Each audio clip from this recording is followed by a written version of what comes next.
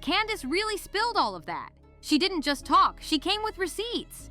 Explosively, 3 people told me off record. 2 people who have this in a written communication from Charlie. One who is a Turning Point USA donor, and I would say very much one of the white knights in this. The very day before Charlie Kirk died, he expressed that he thought he was going to be killed. He told these people, I think they're going to kill. According to her, Charlie Kirk had privately warned people he was getting threats and feared for his life shortly before he was unalived. She even posted alleged leaked text messages and screenshots, supposedly from people close to Kirk, showing how donors were pulling back their funding after he made controversial comments about Israel.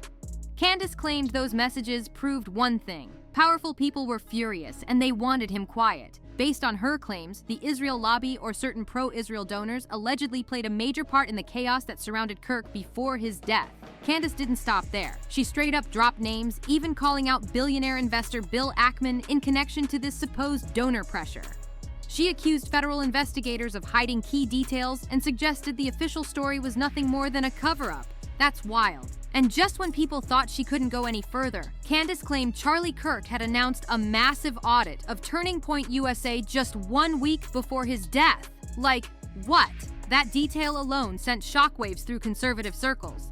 Then she took it up another notch by claiming that Tyler Robinson, the supposed suspect, was actually framed, and even hinted that the FBI might be sweeping everything under the rug. If true, that's next-level corruption. Now let's be real. This whole situation has layers on layers of mystery. Before Candace even said a word, people were already tossing around wild theories online. Some claimed the attack on Kirk looked like a professional hit, maybe tied to a foreign nation or even rogue elements inside the US government. Others pushed rumors, again, with zero proof, that Kirk's death was somehow connected to America's support for Ukraine. The internet ran with it like wildfire, and then came one of the strangest theories yet. People swore that Kirk's death might be fake. Yep, some online sleuths pointed out that in viral clips from the scene, his ring seemed to switch fingers.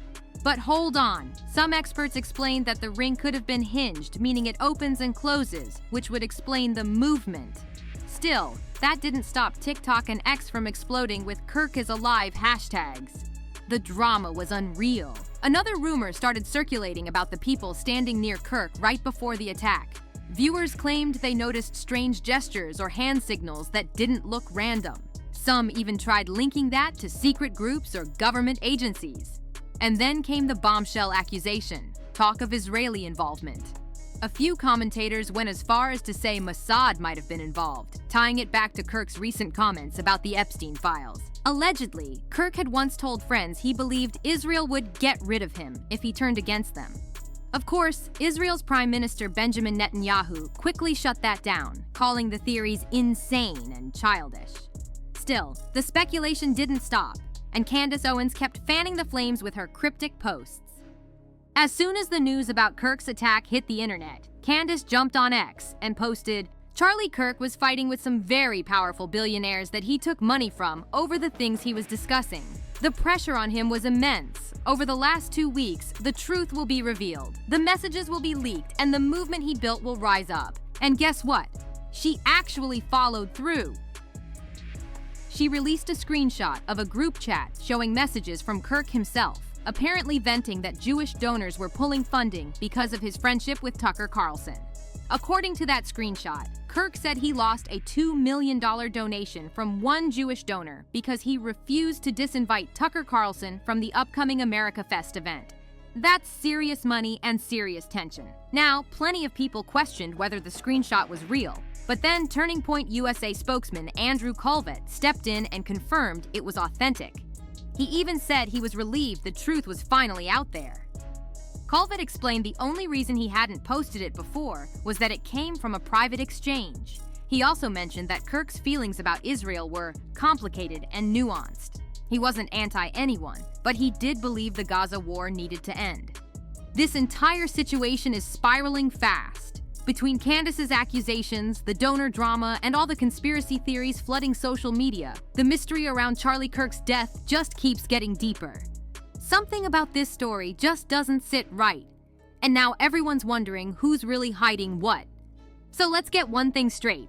Whatever you think about her motives, Candace Owens did not make up those text messages. And here's where it gets even crazier. Candace claimed that Charlie Kirk actually predicted his own death. She said 3 different people came to her privately, off the record, and told her Kirk had expressed fear that something bad was coming his way. That alone sounds chilling. But that's far from the only thing Candace has been saying. She's also convinced that Tyler Robinson, the man accused of taking Kirk's life, was completely framed.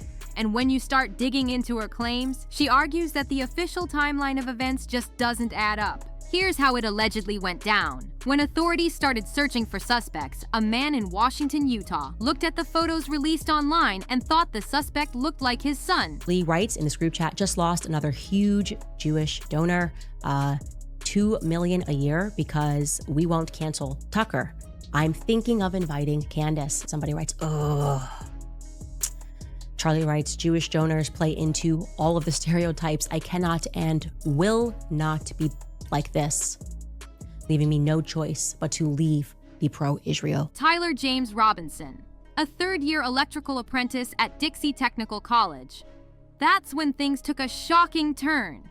According to reports, the father confronted his son, then reached out to their local LDS bishop, who in turn contacted the U.S. Marshal Service. But Candace says most of what was reported from that point on is completely fabricated. She insists the story has been twisted to fit a false narrative. Investigators claimed they also spoke with Robinson's transgender roommate, who was reportedly in a romantic relationship with him. That roommate supposedly provided screenshots of messages where Tyler talked about picking up a rifle from a drop point, leaving it wrapped in a towel, and even mentioning a scope-engraved bullet. Those messages allegedly described him watching the location where the rifle was hidden and talking about retrieving it later. But according to Candace, these so-called messages might have been planted or manipulated. Then came the physical evidence. Officials said there were photos and surveillance clips showing Tyler near the scene. Footage allegedly captured him arriving on campus in a gray Dodge Challenger around 8:29 a.m. But at that time, his clothes didn't match what the shooter was seen wearing later. The cameras picked him up again at 11:50 a.m., walking through a grassy area toward a parking lot near the campus. At 11:53 a.m., he was seen at the top of some stairs, checking his phone, before walking through a pedestrian tunnel. And by 12:02 p.m., footage allegedly showed him near the north side of the Losay Center, the same spot where Kirk would later be targeted from the roof. Investigators said that by 12:09 p.m., the suspect had entered the Losay Center from the southeast side, and 13 minutes later, he was seen on camera again, this time climbing stairs next to the building. Then came the fatal moment. According to the affidavit, by 12:22 p.m., the suspect was lying flat on the roof, facing the area where Kirk was speaking. At 12:23 p.m., a single shot was fired, one clean hit from about 130 meters away, striking Kirk in the neck. Just 1 minute later, around 12:24 p.m., footage caught the suspect sprinting across the roof, hanging from the ledge, and dropping down to the ground before escaping toward a wooded area north of campus. Investigators said they found palm prints at the roof's edge, along with partial DNA smudges and a single footprint. The pattern reportedly matched Converse sneakers. Then, in that wooded area nearby, police claimed they found a rifle with a mounted scope and bullet casings engraved with markings that linked back to the earlier messages. Everything about it looked airtight, like a clean textbook case. But here's the kicker. Candace Owens says none of it makes sense. She's been breaking down every detail and pointing out contradictions, arguing that the official narrative feels too perfect, too convenient, like someone wanted the evidence to fit neatly, maybe too neatly. She questioned how Tyler could have pulled off something that precise and professional given his background, saying it felt more like a setup than a random act. According to her, the timeline feels manipulated. The timestamps, the evidence trail, even the supposed eyewitness sightings. She's called it a staged operation designed to make the story look clean. And she insists that major details, especially about the weapon, were either exaggerated or completely made up to frame Tyler as a lone wolf assassin. And honestly, the deeper you go into her breakdowns, the more confusing it gets. If what she's saying holds even a grain of truth, then something very strange went down that day. Because by her logic, every piece of evidence the investigators bragged about could have been planted, edited, or built after the fact. Now, maybe that sounds wild, but Candace has been loud about it. She's been calling out the FBI, the Marshals, and even Turning Point insiders for staying silent. She says the timing, the precision, and the supposed confession evidence don't align with Tyler's life or behavior leading up to that day. Whether you believe her or not, she's putting the official story on blast, and she's daring the government to prove her wrong. One thing's for sure. Didn't share this publicly. It was because this was a private message between Charlie and some people, some Jews and non-Jews, where he was, frustrated. He was frustrated, and that would have felt like a betrayal to my friend because he never said anything like that publicly in a show. Candace isn't backing down. Every post, every leak, every interview she drops keeps this case alive and keeps the world asking, if Tyler Robinson wasn't the shooter, then who was?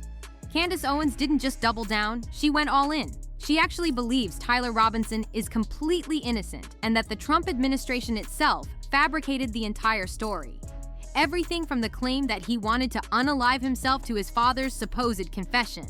According to her, the whole thing was built to control the narrative and protect certain powerful figures behind the scenes.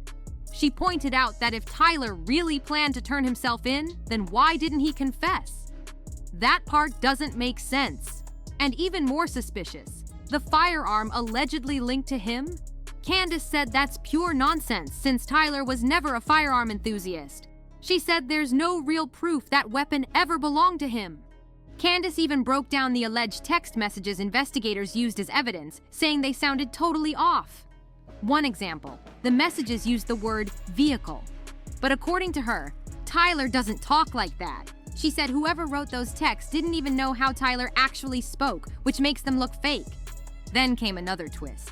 Candace claimed that Tyler's own father doesn't believe his son did it. She said the media twisted his statements to make him look like he was confirming his son's guilt. But privately, he's been skeptical from the start. That revelation alone was explosive. And then Candace hit the internet with another bombshell.